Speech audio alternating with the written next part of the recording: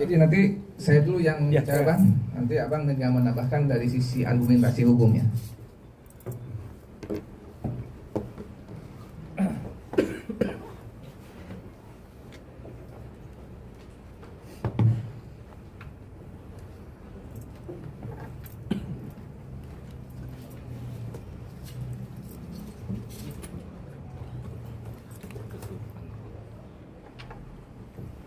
Oke, kita mulai.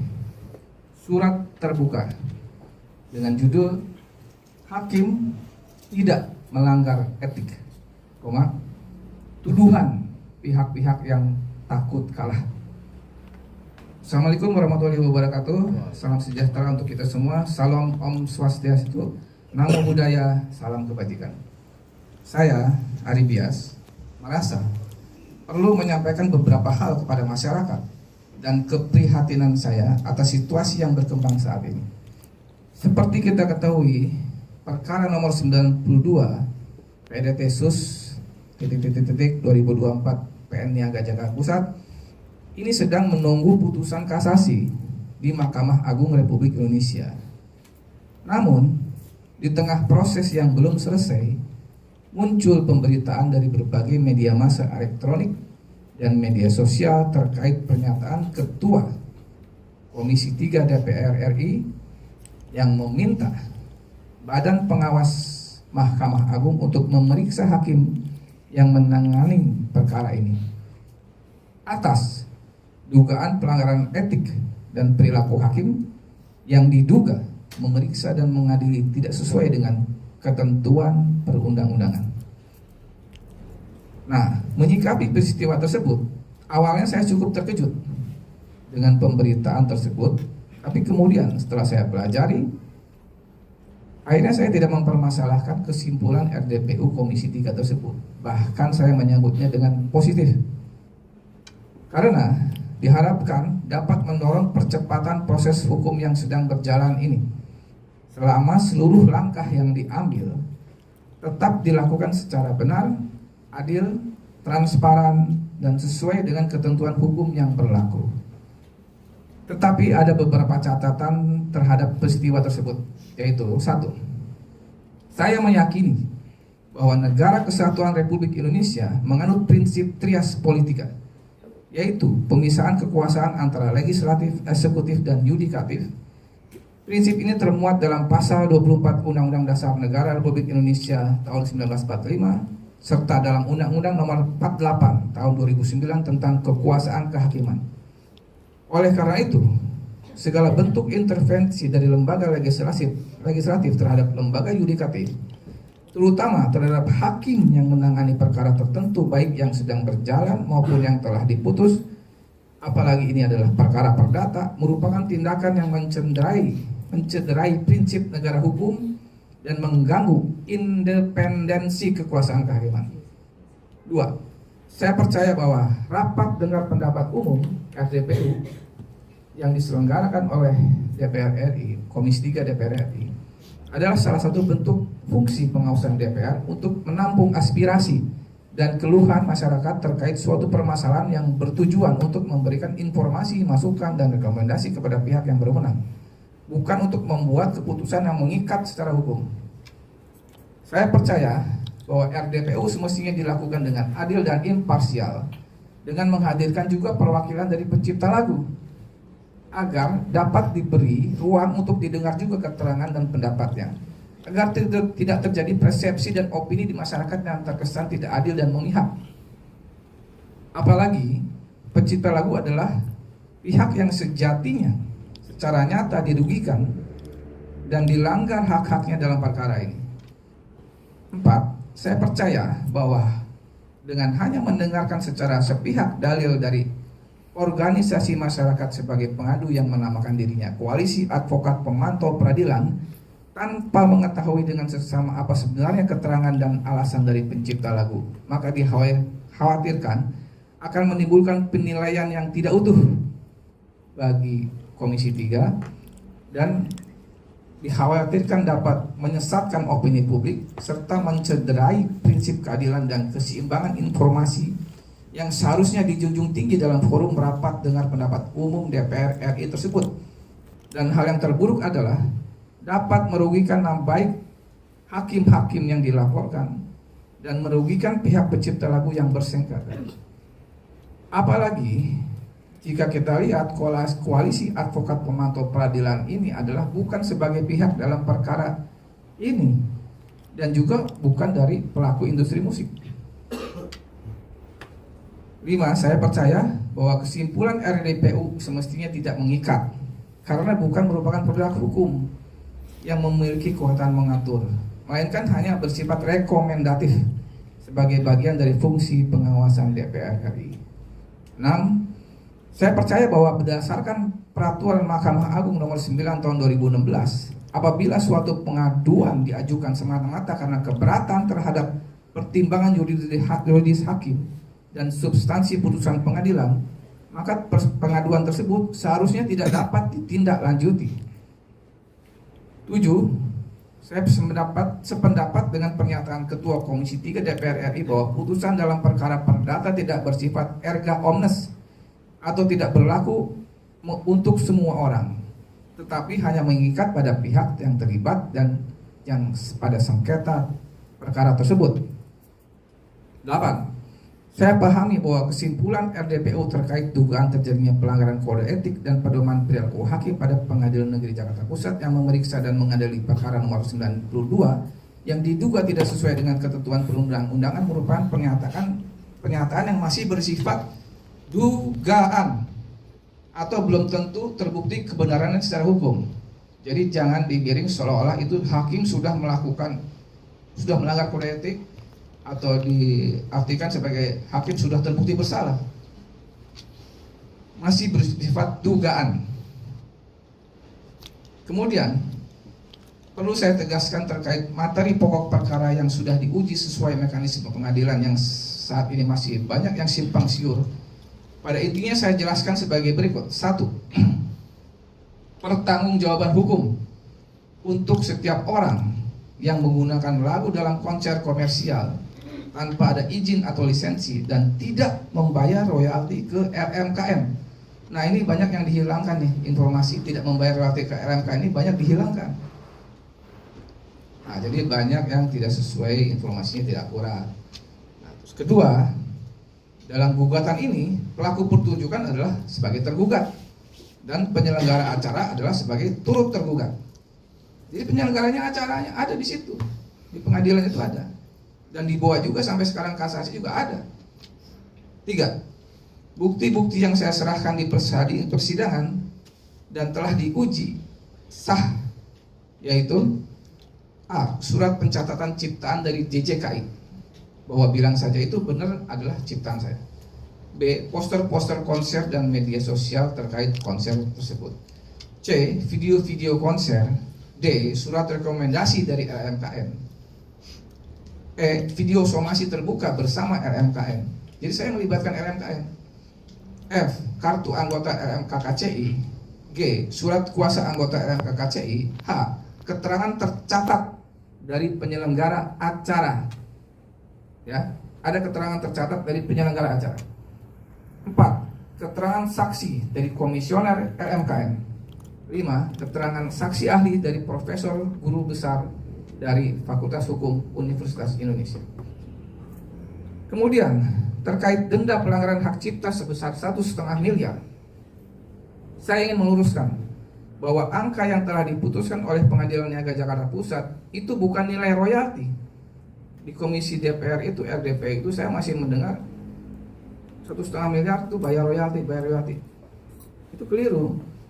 Bahwa angka itu adalah bukan royalti, bukan denda pidana. Itu adalah denda atas kerugian. Karena ini kan perdata, denda atas kerugian. Tolong bisa membedakan antara pembayaran royalti dan denda kerugian. Kewajiban membayar royalti bisa dibayarkan melalui RMKM. Tapi ketika royalti tidak dibayarkan dan izin pun tidak ada, maka mutlak telah terjadi pelanggaran hak cipta. Mutlak. Mekanisme gugatan perdata diatur di Undang-Undang Dasar di Undang-Undang Nomor 28 Tahun 2012 tentang Hak Cipta, ada di pasal 99, pasal 100, pasal 11, pasal 102, pasal 103, pasal 104 dan pasal 105. Silakan dibaca, itu mekanisme gugatan perdata. Sedangkan sanksi pidana diatur di pasal 113 ayat 2. Jadi dalam Undang-Undang Hak Cipta ini boleh pencipta lagu bisa melakukan dua upaya hukum, perdata dan pidana. Seluruh pertimbangan hakim sudah sangat jelas dan teliti berdasarkan bukti-bukti yang seluruhnya sah dan berdasarkan keterangan para saksi, serta sudah menguji dalil-dalil dan argumentasi hukum yang disampaikan oleh penggugat dan tergugat. Dan dalam hal keterangan para saksi ahli yang menurut pengadu itu diabaikan, majelis hakim sudah mempertimbangkan di dalam putusannya seluruh keterangan para saksi ahli tersebut, baik saksi ahli yang dihadirkan oleh penggugat maupun tergugat. Yang saya tahu dalam persidangan kemarin tergugat menghadirkan 2 saksi ahli. Itu pun ada di putusan dan hakim pertimbangkan, jadi tidak diabaikan. Cuman masalah hakim menilai, menerima atau menyampingkan itu wewenang hakim, bukan pelanggaran kode etik. Itu yang harus dipahami. Terakhir, pada kesempatan ini saya ingin menghimbau kepada publik, media dan lembaga-lembaga negara untuk 1, menjaga independensi peradilan. 2, menegakkan peradilan yang bersih dari intervensi manapun dan sportif, mengikuti proses hukum sesuai mekanisme yang sah. 3, tolong tunjukkan di mana di dalam Undang-Undang Nomor 28 Tahun 2014 dan di dalam PP 56 Tahun 2021 terdapat ketentuan bahwa yang wajib izin dan membayar royalti adalah penyelenggara acara. Silakan tunjukkan. Karena yang tercantum adalah setiap orang, di mana didefinisikan di pasal 1 ayat 7 sebagai orang, perseorangan atau badan hukum. Jadi tidak hanya dikhususkan untuk satu pihak aja, tidak dikhususkan untuk penyanyi, tidak dikhususkan untuk penyelenggara acara, setiap orang. Oke. Sebagai penutup, saya sebagai pencipta lagu yang sejak 2 tahun lalu sampai detik ini masih memperjuangkan haknya. Ini bukan sekadar soal uang, tapi soal keadilan dan penegakan hukum terhadap perlindungan karya cipta. Dan hak cipta adalah hak konstitusional pencipta yang wajib dilindungi oleh negara. Saya tidak takut kalah. Tapi saya takut hukum tidak ditegakkan. Saya tidak takut pendapat yang berbeda. Saya tidak takut berdebat. Tapi saya takut hakim tidak bebas memutuskan. Terima kasih. 24 Juni 2025 Ari Bias. Baik. Bang, berarti kemarin RDPU tuh aksi nggak dilibatkan ya? Hanya visi saja yang ada di RDPU. Ya, kita baru tahu juga tiba-tiba ada pemberitaan itu. Oke, selanjutnya saya serahkan Bang Mila untuk menambahkan. Cukup, dan jawab aja gitu. Oh ya udah. Bang, berarti angka nominal yang tercantum di gugatan itu akan diganti secara materi atau seperti apa mungkin? Angka gugatan. Angka nominal yang 1,5 M itu. Sementara ini yang masih berkekuatan hukum ya 1,5 miliar itu yang harus dibayarkan. Tapi kan ini kan proses kasasi, berarti kan ya itu ibaratnya di hold dulu ya kan eksekusinya. Kita menunggu proses kasasi. Nah, terkait proses kasasi, apapun hasilnya saya terima. Mau saya kalah, mau saya menang, saya kan bilang tadi, saya tidak takut kalah. Tapi saya takut hukum tidak ditegakkan. Karena ada tercium hal-hal seperti kemarin itu. Ada pihak-pihak yang takut kalah. Ya seperti itu. Berarti sejauh ini hanya menunggu dari hasil kasasi tersebut. Iya. Misalkan pun kalah, nanti ada tindakan apa lagi Bang yang akan direncanakan oleh dari Oh, pihak? kalau misalnya saya memang nanti harus kalah, saya terima dengan legowo dan saya pastikan saya tidak akan PK. Ya. Saya pastikan saya tidak akan PK meskipun saya masih punya bukti sebenarnya satu. Rekaman bahwa keterangan tercatat dari HWG itu. Cuman saya sudah putuskan saya tidak akan PK. Kenapa Bang Ali?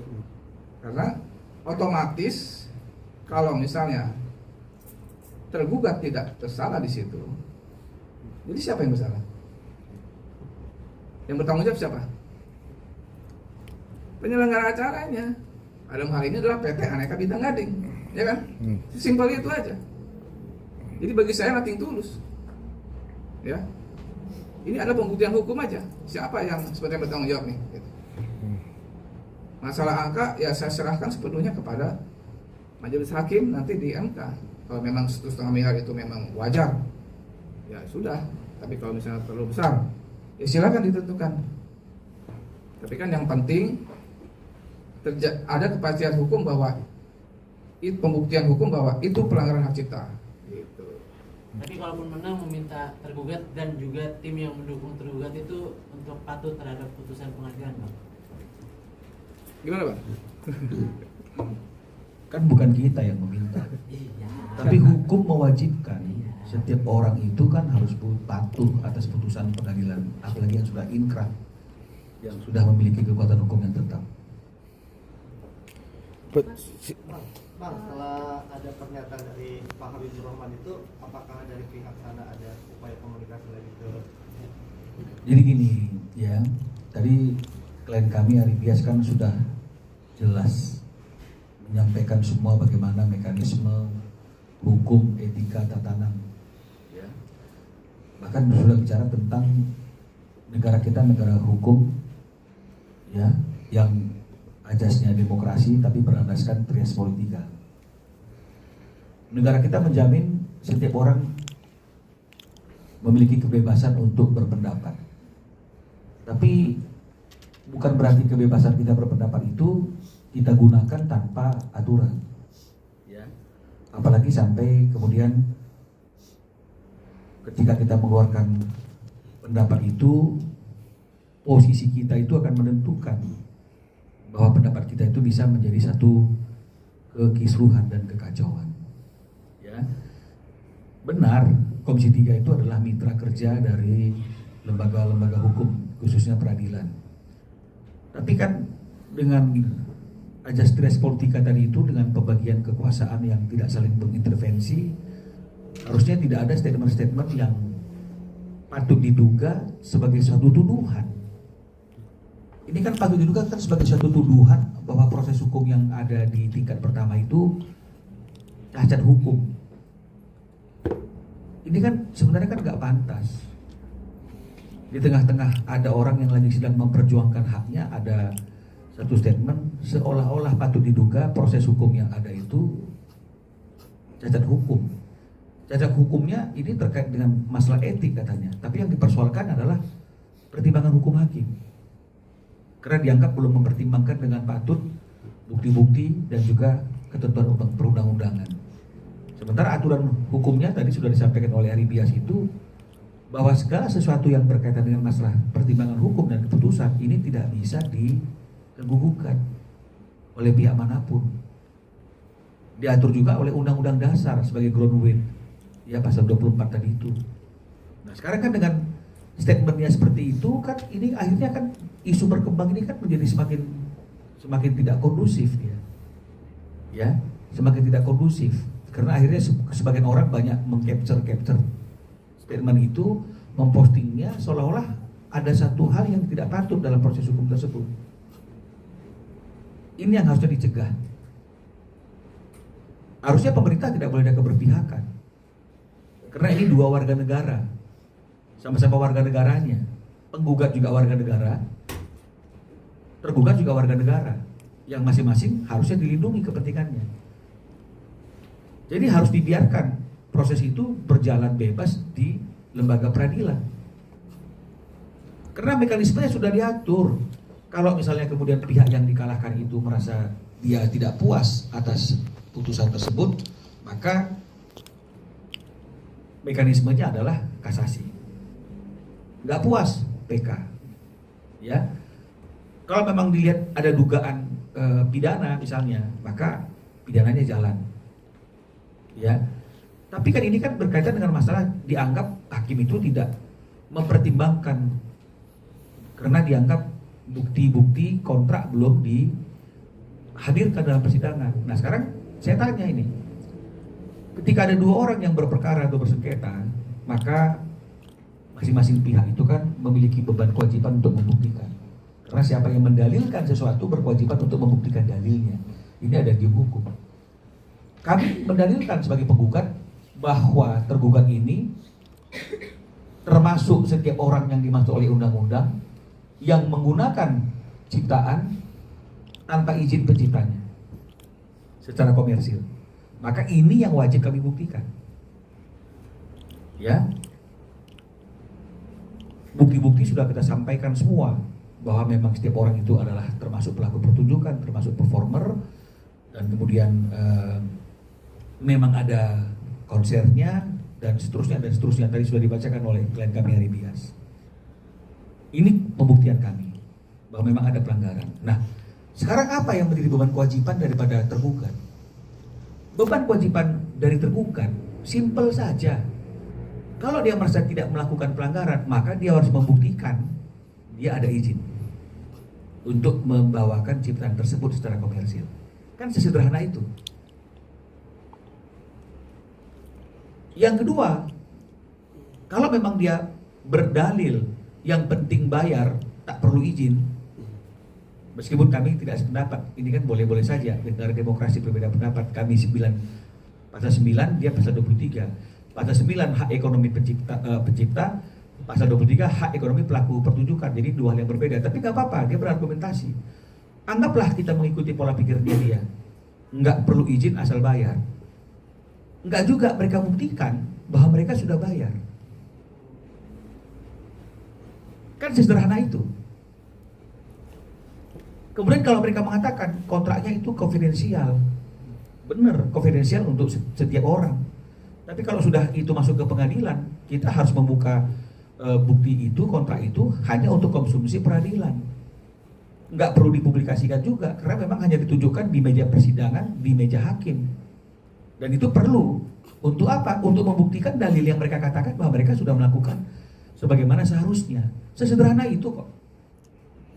Jadi kalau misalnya mereka tidak membuktikannya dan dianggap hakim itu belum fair karena belum melihat semua bukti, yang salah siapa?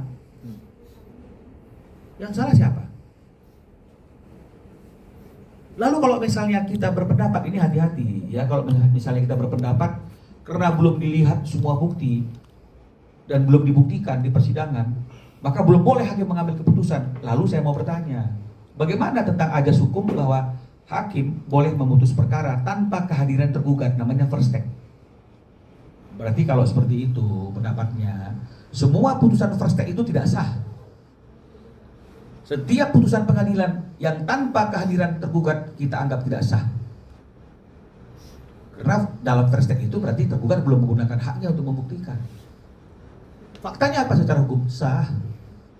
Kalau mereka merasa mereka harus mempertahankan haknya dan harus menunjukkan bukti-buktinya, ada pintunya, namanya first step. Kita goreng-goreng masalah yang sudah jelas menjadi tidak jelas. Ya, yang boleh menilai, yang boleh memutuskan, yang boleh memeriksa suatu perkara hukum adalah lembaga peradilan atau orang-orang yang sedang berperkara atau bersengketa. Kami berpendapat ini kan dalam rangka untuk mempertahankan apa yang sedang kami perjuangkan. Tergugat juga berpendapat untuk mempertahankan apa yang sedang mereka perjuangkan. Kemana mereka harus berpendapat dan berargumentasi? Ya ke peradilan. Makanya mereka bikin memori kasasi. Dalam memori kasasi mereka lampirkan kok kontraknya.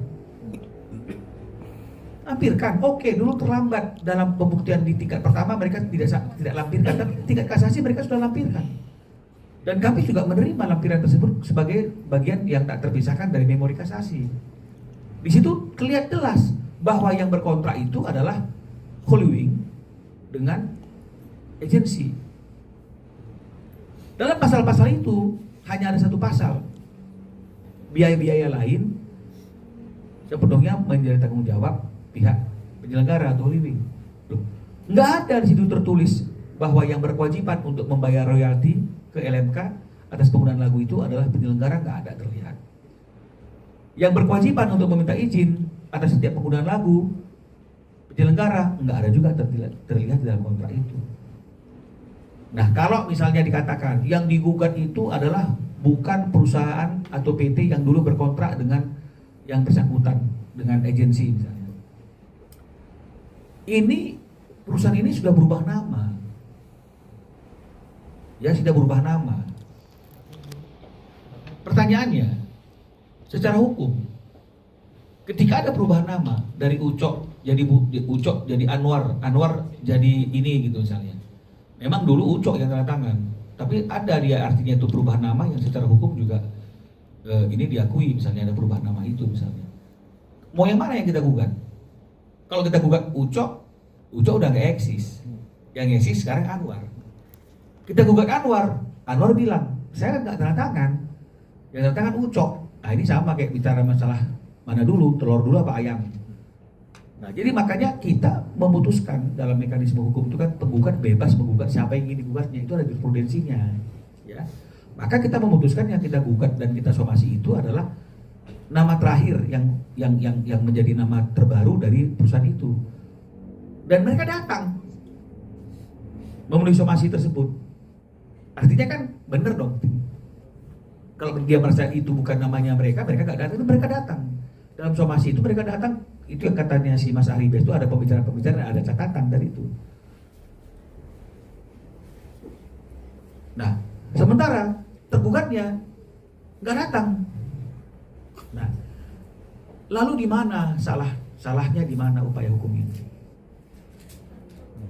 Ya, jangan. Artinya banyak orang yang awam yang nggak mengerti hukum, dan kalau kita sebagai orang-orang yang mengemban jabatan publik mengeluarkan statement itu juga berbahaya karena khawatirnya masyarakat jadi nggak paham. Jadi akhirnya nanti kebebasan peradilan itu sesuai dengan amanah Undang-Undang Dasar 24 itu jadi nggak benar. Tapi kalau masalah fungsi pengawasan, masalah fungsi untuk independensi suatu putusan, nggak ada masalah. Kalau rakyat datang untuk RDP, ya nggak ada masalah. Itu memang seperti yang dikatakan oleh Ari, mendukung apapun yang menjadi statement Ketua Komisi 3 dalam rangka untuk penegakan hukum. Jadi yang dikhawatirkan itu hanya ya kalau hukum tidak ditegakkan, kalau hukum berpihak. Itulah yang disampaikan oleh klien kami. Itu suara isi hatinya, nggak ada intervensi dari pihak manapun. Jadi itu yang bisa saya tambahkan. Artinya mari kita menghormati. Mereka kan sudah menggunakan upaya hukum kasasi. Tunggu aja. Apa yang menjadi kekhawatiran? Sampai harus kesana kemari. Tunggu aja proses kasasinya turun. Sesederhana itu kan. Kalau kita merasa bahwa kita benar dan kita sudah menggunakan hak kita mengajukan kasasi, udah tinggal diam-diam saja minta lembaga yang berwenang mengawasi, selesai urusannya. Supaya tidak ada putusan yang tidak sesuai dengan ketentuan. Nah, dengan kondisi misalnya pihak sana berstatement gitu ya, pemerintah ini berstatement, ini kan malahan jadi makin kelihatan gitu loh bahwa artinya itu udah bagaimana nih artinya penerapan res politika dengan adanya yudikatif, legislatif dan eksekutif yang tidak boleh saling intervensi, saling berkoordinasi boleh, ini kan jadi makin dipertanyakan sama klien kami kan gitu ya. Jadi saya kira seperti itu tambahan dari saya. Terima kasih. Mas Ari, mungkin udah ada komunikasi belum sejauh ini dengan Kak Agnes Mo sendiri terkait dari hasil kemarin hingga sampai sekarang di kasasi sendiri, udah ada komunikasi sendiri dari Mas Ari? Atau misalkan emang ada keinginan untuk membicarakan secara personal mungkin terkait hal ini? Ya nggak ada, karena kan dalam hal ini kan hakim sudah memutuskan saya yang menang. Ya kalau mau ngobrol yang kalah yang datang ke saya gitu. Meskipun ini kan masih di kasasi, ya tapi kan ini kan udah masuk ke kasasi, ya udah tunggu aja gitu. Nggak usah ngobrol-ngobrol dulu lah. Tunggu aja kasasinya gitu. Pinkan mau nanya apa? Ya Mas, kemarin kan sempat juga beberapa hari yang lalu DJKI mengeluarkan fatwa hukum terkait dengan peraturan yang akhirnya menetapkan izin performing rights itu diurus sama IO langsung gitu, dan tidak harus lewat dari penyanyi gitu, harus dari IO-nya, itu dari fatwa DJKI. Dan yang akhirnya nantinya itu akan menjadi acuan pengadilan, kemarin sempat dijelaskan seperti itu. Nah itu mungkin ada kekhawatiran mengganggu hasil putusan nanti atau seperti apa Mas, mungkin udah ada tahu kabar atau gimana? Gini dia, kan kita sudah katakan kita ini orang taat hukum. Upaya-upaya hukum yang kita lakukan juga landasannya hukum. Sekarang kan negara ini kan ada tatatannya gitu, ada hierarkinya kan ada. Sekarang apakah DJKI itu berhak untuk menafsirkan undang-undang menurut apa yang mereka katakan dan kemudian mengeluarkan fatwa dan kemudian berubah semua aturan perundang-undangan? Apakah bisa seperti itu? Itu ada pertanyaannya. Kalau memang negara kita sudah bisa seperti itu, artinya setiap orang, ya, dirjen misalnya boleh menafsirkan undang-undang menurut pendapat dia dan mengeluarkan fatwa, ya nggak apa-apa juga. Tapi apakah benar secara mekanisme hukum itu undang-undang yang ngomongnya seperti itu, kemudian dia intervensi mengatakan bahwa yang harusnya meminta ini itu nggak perlu ke penyanyi, nggak perlu ke ini, harus gini. Itu kan opini. Opini apa aturan, itu dulu pertanyaannya. Nah, terus kalau misalnya beropini, lalu bagaimana gitu loh? Apakah kita ingin mengenyampingkan undang-undang? Apakah kita mau opini mengenyampingkan undang-undang? Ya nggak apa-apa juga kalau memang negara kita sekarang menganut ajas opini pejabat mengenyampingkan undang-undang. Ya kami kan sebagai warga negara harus taat dan patuh, apapun hasilnya. Ya saya kira seperti itu. Saya tambahkan, Bang. Jadi apa yang disampaikan atau fatwa yang meskipun istilah fatwa itu tidak tepat juga ya, itu kan lebih ke opini, pendapat dari DJKI. Dan sekarang yang mengatur ini itu DJKI apa undang-undang, ya kan? Meskipun DJKI itu adalah pelaksana. Nah, cuma di sini bahwa ketentuan bahwa yang wajib membayar royalti adalah penyelenggara, itu pun ada nggak di undang-undang? Ada nggak di PP? Ya kan? Itu hanya tafsir aja kan. Kalau memang itu ada, ya kita siap jalankan. Itu kan nggak ada. Yang ada setiap orang. Jadi kita tidak adil juga bagi negara ini kalau mengkhususkan yang wajib membayar adalah penyelenggara.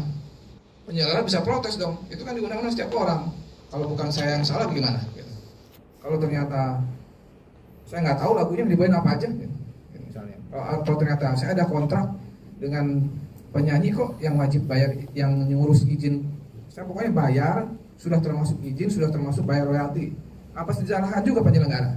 Nggak bisa begitu. Ini kan undang-undang kan sudah benar. Dia tahu bahwa pengguna karya cipta itu luas, tidak khusus. Bahkan perlu diingat, ini bukan undang-undang hak cipta untuk lagu doang. Ini untuk potret, untuk film, untuk buku. Jadi apakah mau yang pencipta lain selain pencipta lagu seperti itu juga hukumnya? Nah, kita mengacu aja sama dengan hukum yang sudah berlaku, yaitu setiap orang itu. Nah, masalah nanti ternyata siapa yang bertanggung jawab itu akan sudah nanti dibuktikan. Ada variabel-variabel yang harus dibuktikan. Dan juga itu kan sifatnya masih ke tata kelola royalti. Dalam tata kelola royalti ada panggung, ada izin, ada pembayaran royalti. Iya, penyelenggara yang bayar ke AMKN, itu kan yang normal terjadi. Nah, sekarang yang tidak pernah dipertanyakan itu ada izinnya nggak, atau ada pembayaran royaltinya nggak? Nah, kalau nggak ada, itu nggak pernah dibahas tuh. Kalau nggak ada bayar royalti bagaimana? Izin nggak ada, pembayaran royalti gimana? Kemarin DJKI nggak pernah ada ngomong hal itu. Harus yang bayar harus penyelenggara. Tapi kalau penyelenggara tidak bayar, artinya ada nggak kayak gitu? Nggak ada kan? Nah, itu jadi suatu perbedaannya di situ. Antara kondisi normal memang mungkin penyelenggara bisa yang bayar royalti. Tapi kalau sudah kondisinya ada pelanggaran di situ, belum tentu juga yang bertanggung jawab itu adalah penyelenggara. Nah, itu. Nah, ini yang dibuktikan oleh perkara ini sebenarnya. Ya. Ada lagi? Terakhir mungkin Sebagai seorang pencipta lagu, ada harapan revisi terhadap buku ini nggak sih? Apa aja dan poinnya itu yang sebenarnya pengen Lagi berjalan. Ya ini lagi kita upayakan kan, kita upayakan revisi undang-undang ini. Itu juga langkah hukum yang berbeda juga tuh, itu kan dibalik tuh. Nah dibalik juga kita mengajukan usulan, dari pihak penyanyi juga mengajukan usulan. Ya itu nggak apa-apa, itu biarkan berjalan secara normal aja, masing-masing merasa harusnya begini. Nanti kan di rapat pleno kan diputuskan mana yang terbaik gitu. Nah itu kan nggak boleh ada memaksakan kehendak lah, nanti kita lihat hasilnya. Tapi yang pasti mau dirubah nggak dirubah, kita harus komitmen gitu loh, bahwa ketika kita melakukan tindakan perbuatan apapun di industri ini landasannya harus ke undang-undang. Karena undang-undang ini kan sudah dirubahnya berkali-kali nih, 87 kalau nggak salah itu ada tuh ya. Terus kemudian dirubah tahun 2002, baru kemudian dirubah lagi 2014. Aturannya berubah-ubah, tapi kebiasaannya nggak berubah. Jadi kalau nanti misalnya ada perubahan lagi, tapi kebiasaannya tetap, ya artinya ini menurut kebiasaan. Sebenarnya nggak perlu ada undang-undang dirubah-rubah kalau misalnya kita acuannya tetap kebiasaan.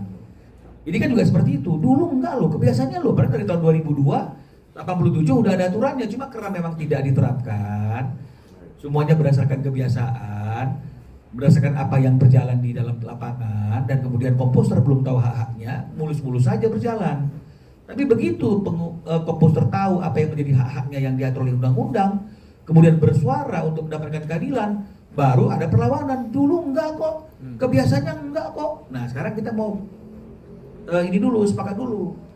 Kita mau berdasarkan kebiasaan atau undang-undang. Kalau kita mau berdasarkan kebiasaan, nggak perlu dah undang-undang ada dirubah-rubah, revisi juga nggak akan ada gunanya. Karena nanti kembali